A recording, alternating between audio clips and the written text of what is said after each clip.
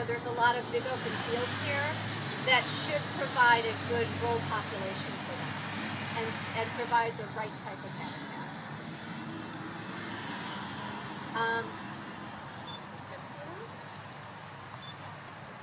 Would you go ahead and get Swoop?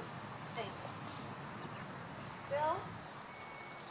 Before I talk about him, as long as I'm talking about poisons, one of the major reasons we get an injured birds of prey or sick birds of prey is when people use products like decon or other rodenticides to kill rats and mice in their house, and that mouse eats that poison, and then it runs outside to get water.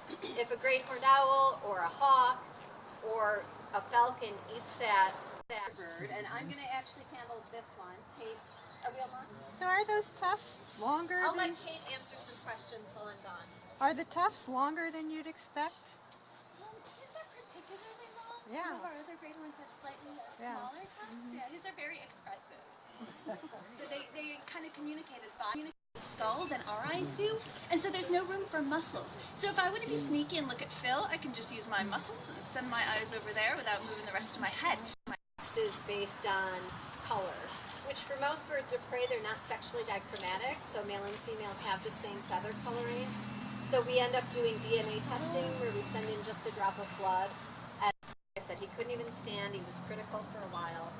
And he had, besides the wing fracture, he had an injury to his eye, which actually, when we first got him in, didn't look nearly as bad as it does today, but over, and they're well enough, and they're done with their medical care. And in the case of the one, its wing is healed. In the case of the other, its head trauma is resolved and treated.